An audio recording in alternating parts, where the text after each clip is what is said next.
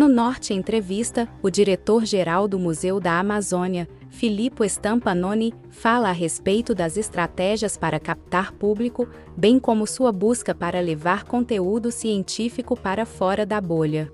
Propósito do Musa. A coisa mais importante, o objetivo principal do Musa é aquele de criar um espaço que consiga articular pesquisa, divulgação e atividades para a população voltado ao conhecimento científico e também tradicional e a preservação da floresta amazônica. Então, quase todas as nossas atividades elas são voltadas a criar as condições de juntar universidades, outras escolas, outros museus, institutos de pesquisas, a trabalhar em rede, num local como um museu, para criar conteúdos de divulgação da importância do bioma amazônico e da sua bio e sociodiversidade, e divulgar isso para o máximo possível de pessoas.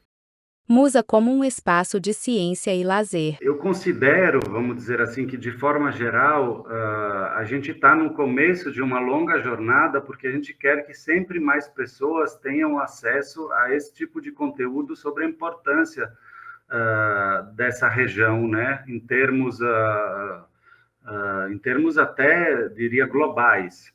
E hoje em dia o museu tem uma média de visitação que vai em torno a uma coisa como 90 mil pessoas, 90 mil visitantes por ano, né? Essa é a média atual. Se a gente for pensar numa cidade como Manaus, né, que é uma cidade com 2 milhões de habitantes, a gente entende que a gente tem que ainda trabalhar muito para poder fazer com que uma porcentagem maior da cidade, dos habitantes de Manaus, conheça esse espaço, né?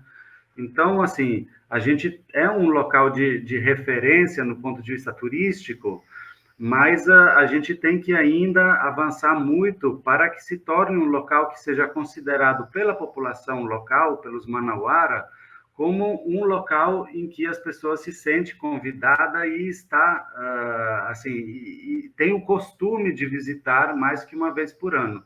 Se a gente for imaginar em termos de proporções de visitantes e de habitantes da cidade de Manaus, a gente atinge alguma coisa como 5% da população, ou seja, 5% da população visita uma vez por ano um museu.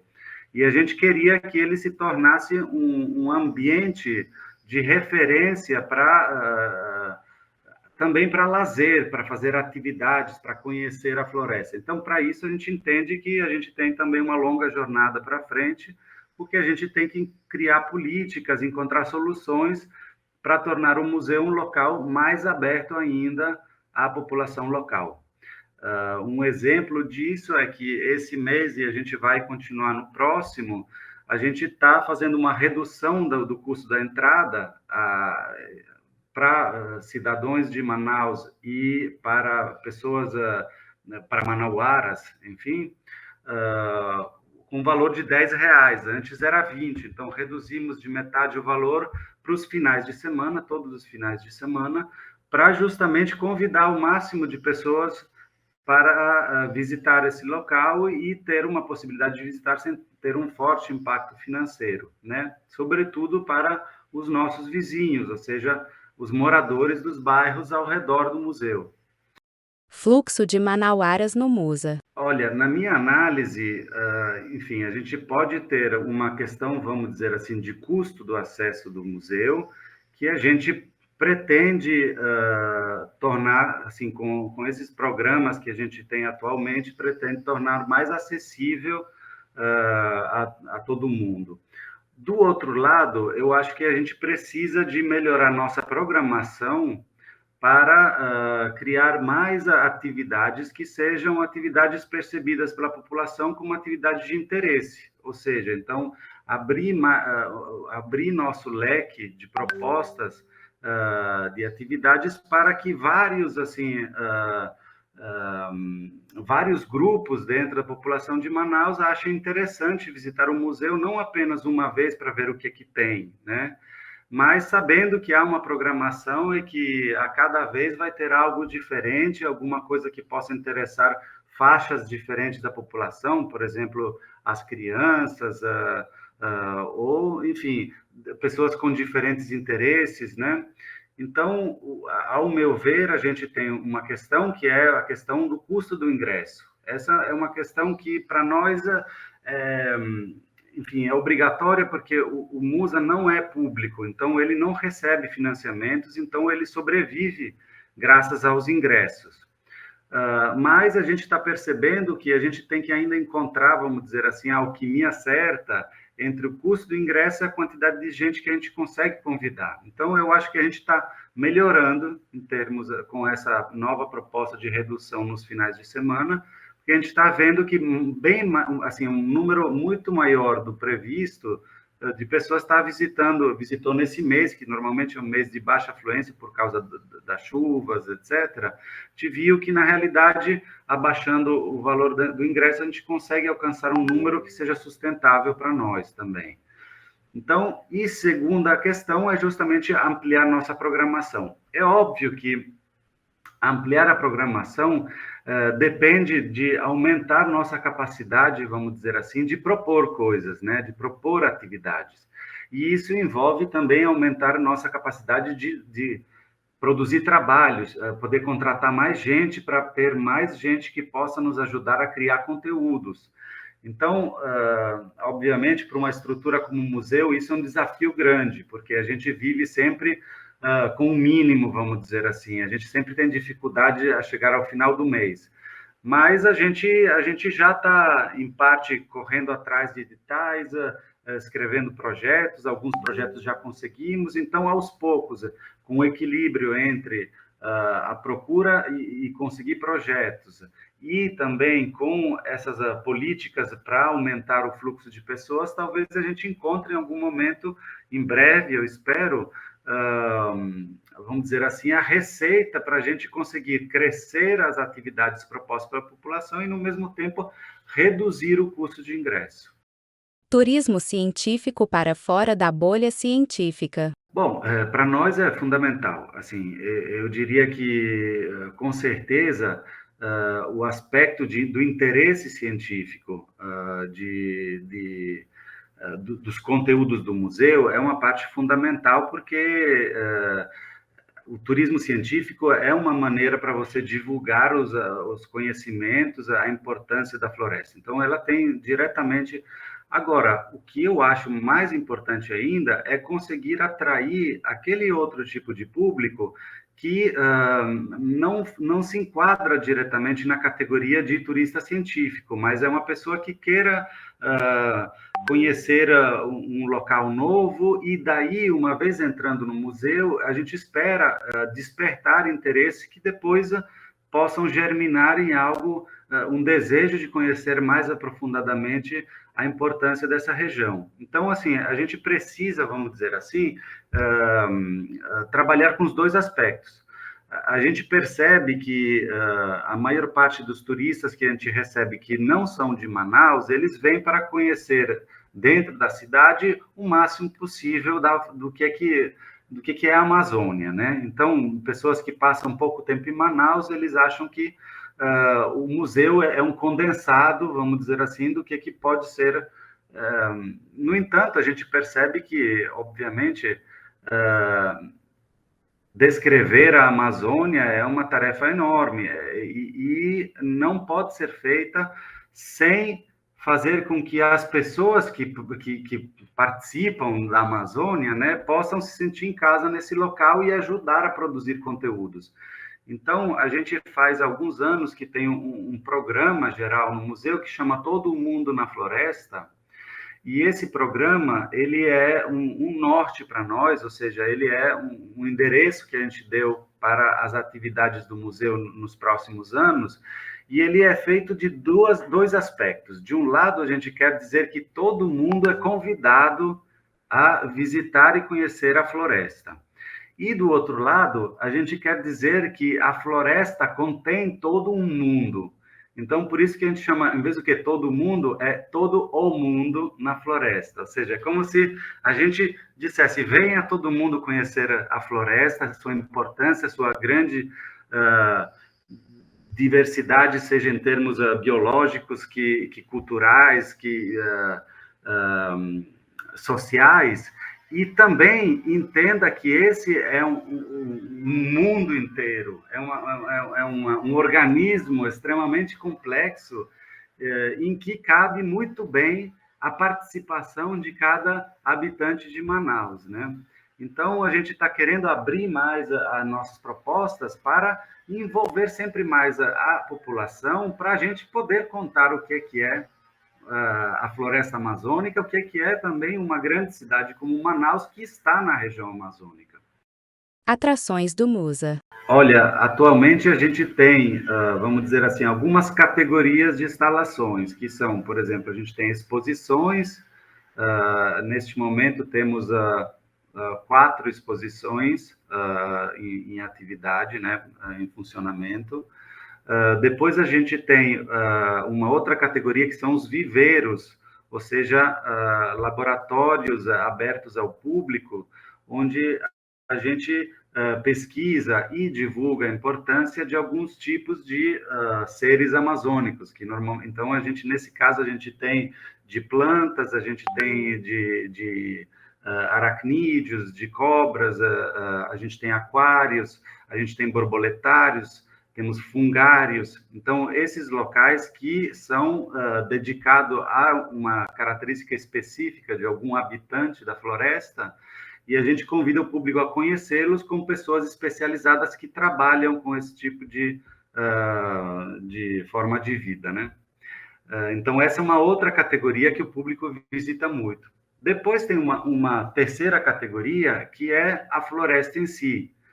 A gente tem dentro do museu várias trilhas que são pensadas, de um lado, para ser trilhas assim, em que uma pessoa pode passar algumas horas andando na floresta, mas também a gente quer que o nosso visitante considere essas trilhas, inclusive, como umas exposições vivas do que é uma floresta, do que é a Amazônia. Então, a gente tenta capturar a atenção do visitante, mostrando como funciona uma floresta viva, como ela é complexa, quantos seres estão vivendo e criando as atividades dentro de 1 metro quadrado de floresta. E aí, para isso, a gente tem, por exemplo, também umas visitas específicas, como, por exemplo, as visitas noturnas. São visitas que as pessoas podem agendar e podem visitar as trilhas da floresta de noite, com a participação, com guias especializados, para ver a vida dentro da floresta durante a noite. É uma experiência incrível. Quem visita o Musa de noite, ele sai dessa visita completamente mudado, né? Em termos de conhecer todo um mundo que normalmente uma pessoa que não é muito experiente da floresta, que não tem uma vivência profunda, não consegue alcançar nem através de passeios turísticos que se encontram, né? Então, assim, nossas trilhas têm esse, vamos dizer assim, do nosso modo de ver o que é o Musa, elas são como grandes acervos vivos de um museu que se modifica, que vive, né? E para isso, para a gente também conseguir traduzir isso em termos museológicos, a gente procura criar atividades, criar pesquisas associadas a essa vida que tem na floresta, mas também a gente está começando um trabalho de musealização desse acervo vivo, e a gente está, nesses dias, estreando um programa que está vinculado ao nosso site, o programa chama Tainacan, e ele é um programa de apresentação de acervos digitais aberto ao público. A pessoa entra no site, vai onde tem acervos e pode visitar o que tem em termos de objetos e acervos. Hoje em dia funciona para os acervos de arqueologia, de paleontologia e de etnografia. Mas a gente pretende agora expandir isso para a parte de museu vivo, ou seja, para a floresta, apresentando sempre mais, tentando apresentar para o público online o que é que se tem de maravilhoso dentro desse fragmento da Reserva Duque. Novidades em 2024. A gente está numa fase em que a gente está readequando alguns espaços do museu.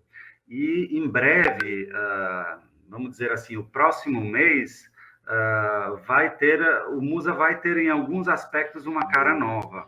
A gente está criando um espaço para eventos, um auditório, que a gente pretende disponibilizar também, assim, criar uma programação e disponibilizar uma parte do uso desse auditório para a sociedade civil fora do museu, para que seja utilizado para grupos que tenham interesse em desenvolver atividades, apresentações, debates, etc. Então, vamos ter um novo auditório que vai servir para grupos que não têm esse espaço e que precisam se apresentar ao público. Estamos estreando também um novo setor educativo que vai nos ajudar a acompanhar melhor essa programação, criar novos conteúdos para o público que visita o museu, e também vão ser locais onde a gente consegue acompanhar melhor, por exemplo, os estudantes que vêm visitar o Musa. Para te dar uma informação em termos de números, o ano passado, 2023, a gente recebeu mais ou menos 14 mil estudantes com entrada franca no museu, né? Então, a gente sabe que a gente está conseguindo chamar muitos estudantes das escolas e das universidades de Manaus para visitar o museu. No entanto, hoje em dia, a gente está focados em ajudar a produzir conteúdos para que essas visitas sejam sempre mais ricas, né?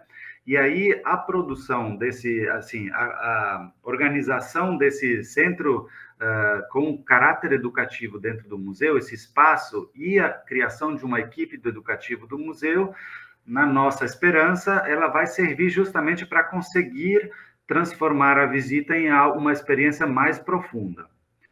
E, de último, a gente está começando a produzir agora uma exposição de arqueologia. Teremos uma exposição de arqueologia que é baseada, assim, no fato que a gente tem um setor de arqueologia dentro do museu, temos pesquisadores de arqueologia, e o Musa participa de vários projetos de pesquisas em andamento. Então, no específico, um projeto atual no qual a gente participa chama Amazônia Revelada. É um projeto que envolve numerosos pesquisadores de várias instituições e que é financiado pela National Geographic. E, através desse projeto, a gente vai criar essa exposição, além das pesquisas, né, que a gente vai fazer durante o processo de desenvolvimento desse projeto, e essa exposição é pensada para mostrar a história de longa duração das populações dos povos da floresta, na realidade, envolvendo seja as populações indígenas, como também quilombolas, ribeirinhos, enfim, todos os que são os povos dessa floresta, os povos tradicionais dessa floresta.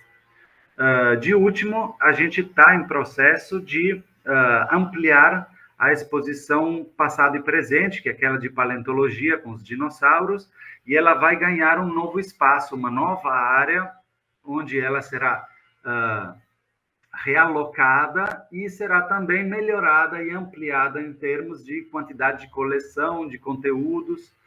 Então, assim, a gente está se programando para um 2024 que seja realmente impactante em termos de novos projetos, novas propostas que a gente vai ter para a população.